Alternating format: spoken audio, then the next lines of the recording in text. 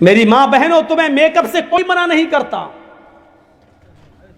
اور جاؤ مولوی جرجیس ایک ذمہ دار منچ پر بیٹھ کر، کرسی پر بیٹھ کر تمہیں ذمہ داری سے کہتا ہے تمہارے سامنے کہ تمہیں میک اپ کرنے سے میں کبھی نہیں منع کرتا ہوں اور نہ کر رہا ہوں، شوق سے کرو۔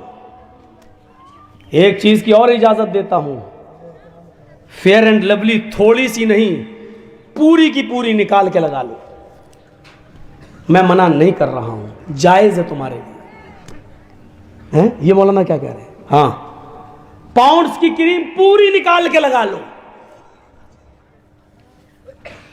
کل تک میں نے کہا تھا لپسٹک عورتیں نہیں لگائیں، لیکن ساری کمپنیوں نے ذمہ داری کے ساتھ یہ بیان لکھ کر WHO کو دے دیا ہے کہ ہم لپسٹک میں خنزیر کی چربی، سور کی چربی نہیں ملا رہے ہیں۔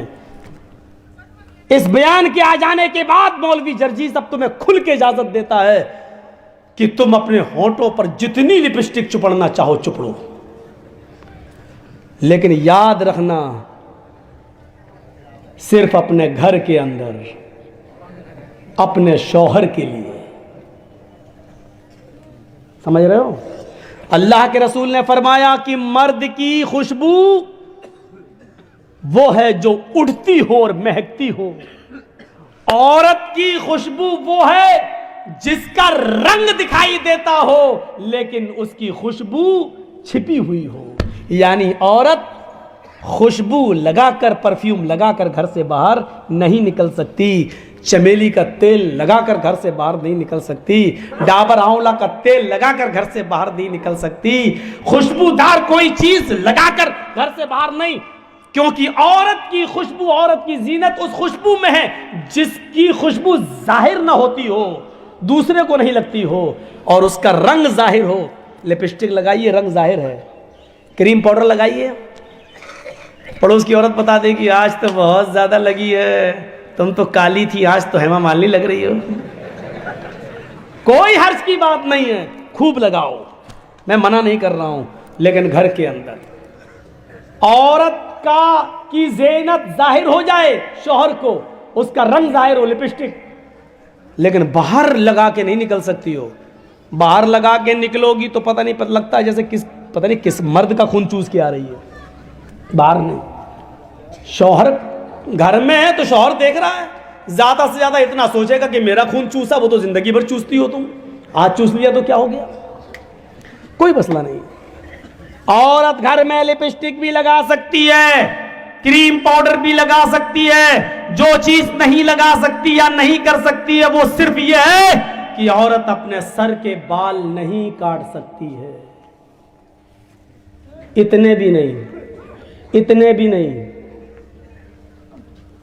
عورت اگر حج کرنے کے لیے گئی ہے یا عمرہ کرنے کے لیے گئی ہے تو حج اور عمرے میں خانہ کعبہ کا طواف کرنے کے بعد، صفا اور مروہ کی سعی کرنے کے بعد، جب وہ حلال ہوگی اور احرام کی حالت سے نکلے گی، تب وہ اپنے سر کے سارے بال ایسے، دیکھیے یہ بال پیچھے ہے نا، پیچھے، تو وہ ایسے ایسے کر کے سارے بالوں کو آگے کر لے گی عورت، ایسے کر کے یہاں آگے، اور آگے بال کر کے ایک انگل اپنے لپیٹے گی، ایسے نیچے سے ایک انگل بس یہاں تک لپٹ جائے، ایسے کر کے یہ بس اتنا، اور اس انگلی میں جتنے بھی بال لپٹ جائیں گے اس کے پیچھے سے ایسے کرے گے، اور نیچے سے ایک انگل بال، اتنے وہاں سے اس کو کاٹ دیا جائے گا، اتنا بس۔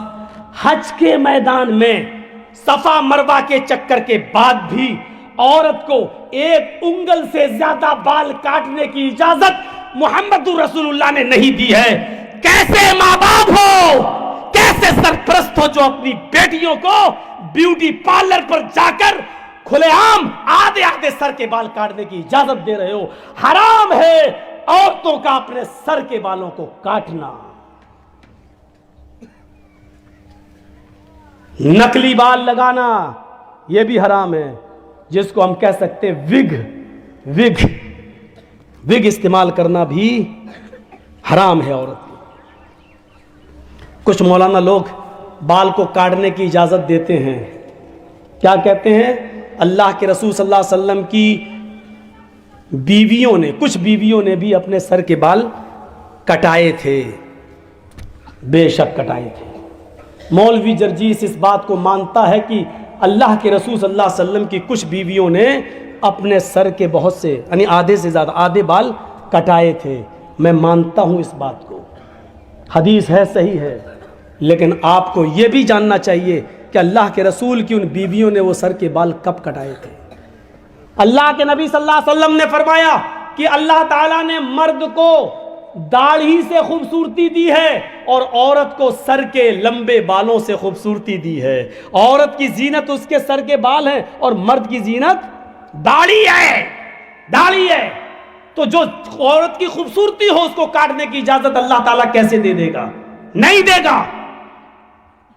جب تک اللہ کے نبی زندہ رہے اور اس دنیا میں باحیات رہے تب تک اللہ کے نبی کی کسی بیوی نے اپنے سر کے بال نہیں کاٹے۔ مسئلہ یاد رکھنا، عورت کی خوبصورتی شوہر کے لیے، لمبے بال وہ شوہر کے لیے رکھ سکتی ہے، رکھے گی، لیکن اللہ کے نبی کے اس دنیا سے انتقال کے بعد نبی کی بیویوں نے کہا اب ہمارا نکاح دوسری جگہ ہو ہی نہیں سکتا ہے، کیونکہ ہم دنیا کے سارے مسلمانوں کی مائیں ہیں اور ماں کسی بیٹے کے ساتھ نکاح نہیں کرتی ہے۔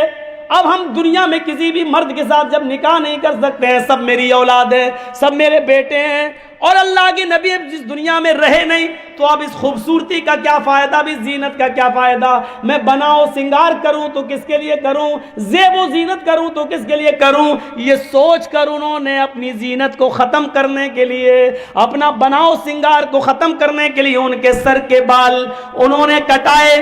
اسی طریقے سے آج بھی جو عورت شادی شدہ نہیں ہے یا شادی نہیں کرنا چاہ رہی ہے، یا اس نے ارادہ کر لیا کہ ہم شادی نہیں کریں گے، یا جس کا شوہر انتقال کر گیا ہے، اب وہ کس کے لیے بناؤ سنگار کرے تو وہ اپنے سر کے بال کاٹ سکتی ہے۔ زیب و زینت وہ کسی کے لیے اختیار نہ کرے، وہ کر سکتی ہے، لیکن اگر اس کا ارادہ یہ ہے ابھی نہیں، ابھی تو میرے شوہر کا انتقال ہوا ہے، 2-4 سال کے بعد میں دوسرا نکاح کر لوں گی، تو پھر نکاح کا ارادہ ہو تو پھر وہ سر کے بال نہیں کاٹ سکتی ہے۔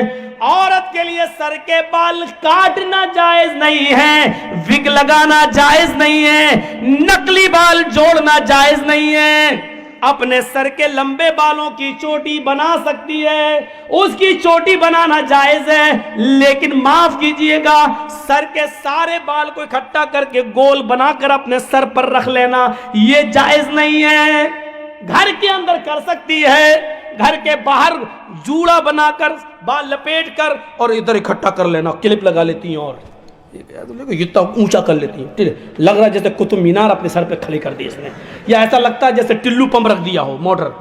یہ جائز نہیں ہے، لیکن ہاں اپنے گھر کے اندر ہے، گرمی لگتی ہے عورتوں کو، کیا کریں، گھر کے اندر ٹھیک ہے، شوہر کے لیے ٹھیک ہے، لیکن گھر کے باہر جا رہی ہے تو پھر وہ جوڑا اپنے سر کے سارے بال سر پر ایک جگہ اکٹھا کر کے کلپ لگا کے نہیں جا سکتی ہے۔ عورت کے لیے بجنے والی، کھنکنے والی کوئی چیز پہن کر گھر سے باہر نکلنا جائز نہیں ہے، نہ وہ چوڑیاں پہن کر نکل سکتی ہے، نہ وہ پیروں کی پائل و پازیب پہن کر گھر سے باہر نکل سکتی ہے۔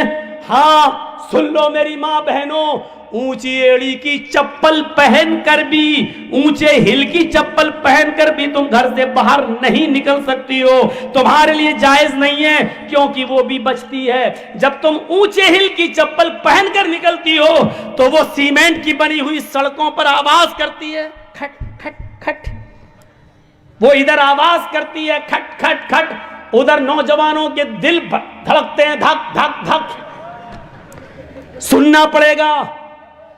یہ بے حیائی تمہاری طرف سے آ رہی ہے۔ بچنے والی کوئی بھی چیز عورت گھر سے باہر پہن کر نہیں نکل سکتی ہے۔ ہاں یہ وَأَحْسَنَتْ فَرْجَهَا، اپنی شرمگاہ کی حفاظت کرو، یعنی موٹا لباس پہنو، اچھا لباس پہنو، جسم کا کوئی حصہ نمایاں نہیں ہونا چاہیے۔ اور شرمگاہ کی حفاظت شوہر کے علاوہ کہیں اور نہیں. اور چوتھی چیز وَأَطَاعَتْ بَعْلَهَا، اور اپنے شوہر کی اطاعت کرو، اپنے شوہر کی فرما برداری کرو، اپنے شوہر کی اطاعت کرو، اس میں کمی نہیں ہونی چاہیے. شوہر کی اطاعت میں ایک اور مسئلہ بتا دوں، شوہر کی اطاعت میں کمی نہیں ہونی چاہیے، لیکن شوہر کو بھی نہیں چاہیے کہ وہ زبردستی اپنی بیوی سے کہے اے یہ میرے کپڑے ہیں، چلو ٹھیک ہے تمہارے کپڑے دھو دے گی، یہ میری ماں کے کپڑے ہیں اس کو بھی دھلو، یہ میرے باپ کے کپڑے ہیں اس کو بھی دھلو، یہ میری بہن کے کپڑے ہیں نند تمہاری نند اس کے بھی دھل دو. آپ یہ زبردستی نہیں کر سکتے ہیں، آپ کی بیوی ہے وہ نوکرانی نہیں ہے. پیار سے چاہو تو سب کچھ کام لے سکتے ہو. دیکھو میری بھی تم تو جانتی ہو میری ماں کا میرے علاوہ کوئی نہیں ہے. ایسا ہے نا کہ میری ماں تمہاری ماں جیسی ہے، تمہاری ماں کبھی بیمار ہوگی تو ہم بھی اس کو لے جائیں گے. پیار سے تم جو کام لینا چاہو لے لو، لیکن شریعت کا حکم نہیں ہے کہ وہ تمہارے باپ کے کپڑے دھوئے، تمہاری ماں کے کپڑے دھوئے. شریعت کا تو یہ بھی حکم نہیں ہے کہ وہ تمہارے بچے کو دودھ پلائے. بچہ تمہارا ہے، دودھ پلاتی ہے تو یہ اس کا رحم و کرم ہے. اگر وہ دودھ پلانے کی اجرت اور پیسہ مانگے تو تمہیں دینا پڑے گا.